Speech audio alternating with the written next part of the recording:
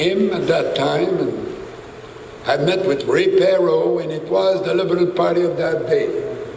You don't remember this name, but it was not what it is today. But for me, it was my introduction to British Columbia. When I became the Prime Minister, you remember I had great Team Canada traveling abroad to China, India, the Philippines, Korea, name them, on the Pacific. Because I said at that time that the future of the world was on the Pacific. And the door for Canada on the Pacific is British Columbia. And it was one of my high priority at that time, because I believe in the future of your province. And I believe in the quality of life we're having in Canada. And when I'm traveling the world today, and I see what is happening around the world today, I see the world need more Canada than we have. Parce que ce que je vois ce soir, c'est la diversité dans l'unité. Il y a dans cette salle des gens de toutes les langues, de toutes les couleurs, de toutes les religions, et ils sont ensemble ici, fiers d'être Canadiens. For the few who did not understand me, I will tell it in English. You know, that is, I said, you know, an example of the world. When I see the narrow mentality that is developing in Europe, in United States, and so on, I want to have more Canada around the world, where we have the diversity that we have today. Where we can live in unity, in diversity, with two official languages, people of all the religions, all the colors, all of the ethnicity, we are together. We don't live in ghettos in Canada. We can move wherever we want all the time. And I don't want the Tories to be elected.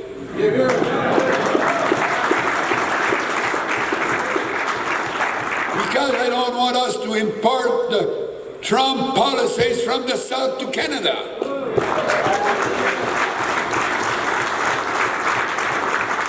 Where people are starting to fight. While here in Canada, we have developed a model of acceptance, of generosity, of sharing. It's not easy to run a country like Canada, but when I was traveling as Prime Minister, coming back to Canada, I was telling myself that I had the easiest job of all the leaders of the world. When I was traveling at many meetings, they were talking about the problem of immigration, for example. And I would tell them we don't have a problem with immigration in Canada, because we welcome immigrants in Canada. And it's not a burden, it's an asset. A new Canadian is an asset. He arrives in Canada, very often he's already educated. The first day become a consumer. He go to the store for food. He go to the other stores for furnitures. Eventually it's a car, eventually a house. For 10 years, he's a contributor to the growth of the nation. And we welcome them. They're all brothers and sisters. You know, I met Prem. You know, when I started, it was one of the first to come and support me. You know, so Aline recognized that, and, you know, I don't know why she wanted to flirt with him, but she made sure that he sat next to her in the House of Commons. And for me, you know, I'm an example of what it is possible in Canada. When I was elected, I could not speak English. Some say I don't speak it yet, but anyway. And I became the Prime Minister of Canada. I was a francophone from rural Quebec, and I got elected as a member of Parliament. I was 29. And I was 40 years in public life. And I quit after 40 years. Because my wife had me to promise to her I would quit before I'm 70. So I quit. I was 69, 11 months, and 1 day.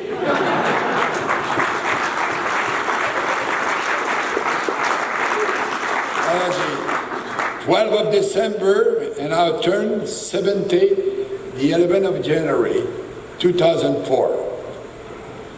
So the country is doing well under the leadership of Justin Trudeau. You know, the economy is functioning quite well. You know, when I came here the first time, the big building in downtown Vancouver was the Vancouver Hotel. The other day I went around, could not find the building anymore because there's so many big buildings around. The Vancouver Hotel has disappeared. It's still there? You know, it's so big now. It's so diverse. So, and we have to show what Canada is all about to the world. We're having a very good economy. You know, and they talk about the deficit. I'll tell you something about the deficit. When I became Prime Minister, the deficit was 6.2% of the GDP.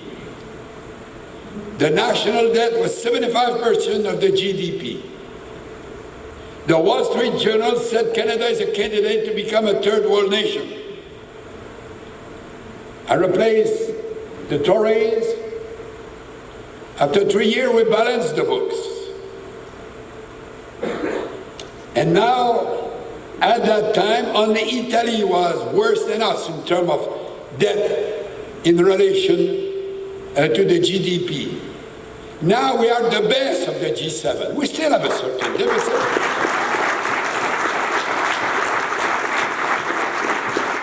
But proven that when it's needed to balance the book, we are there. But at this time, it's normal to have a certain deficit to build the infrastructure that is needed in our land. It's an investment. Might be a mortgage. But everybody has a mortgage. No, that's true. No more. I don't have a mortgage. But, you know, it's normal. You have to be able to run the affair of the nation in a way that today we are the one in terms of debt, the lowest per capita in the G7, the lowest deficit in the G7, and we have been able to find the money to invest in infrastructure programs. This is good administration. The country is at peace. We don't have any major problem. You know, we have managed to bring back the unity of the country because we passed the famous Clarity Act.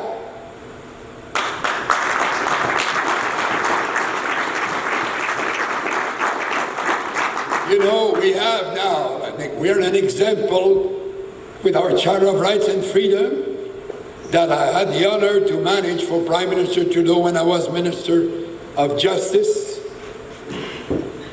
And one day I'm in Israel, and they gave me a doctorate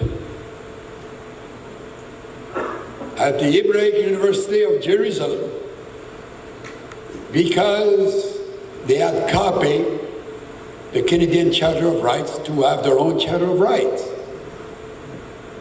And in the same day, I was celebrated by Chairman Arafat. So we know we could be the friend of everybody.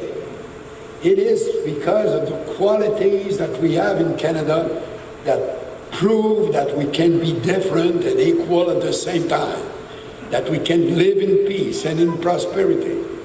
Et c'est pourquoi je suis venu ici aujourd'hui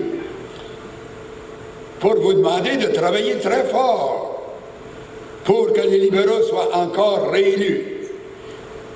I want you to work hard No, well, only 3 weeks and a few days to go. But for the good of the nation, we need a government that is a centrist government, that is not a government that will import the problem of the United States to Canada, that will keep maintaining, the prosperity and at the same time the unity of this great country. And today I'm sad in a way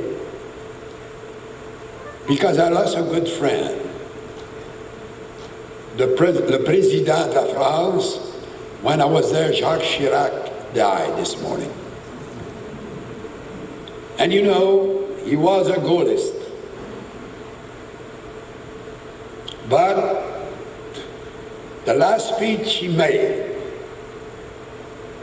in relation to Canada when he was president, he received me in Paris, a huge, big, solemn dinner.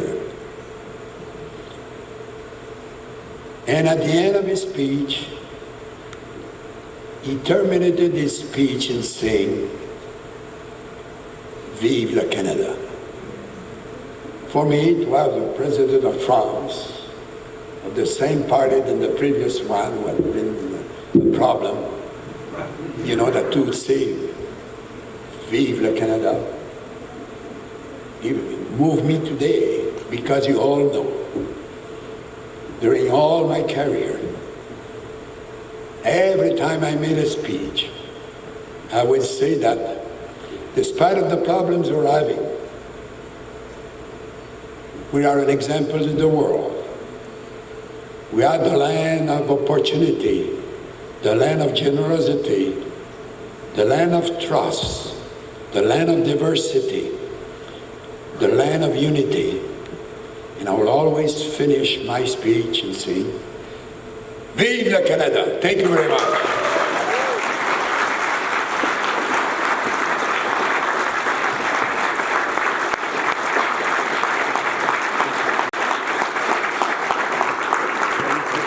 Make a video. Well, it will look like another hand, my friend. No, your hand is different. All right, that's a very novel way. It's the first time that I have to do that. And this we can just write "Stop Racism" and signatures. Stop racism. I would just sign my name. Okay, sure.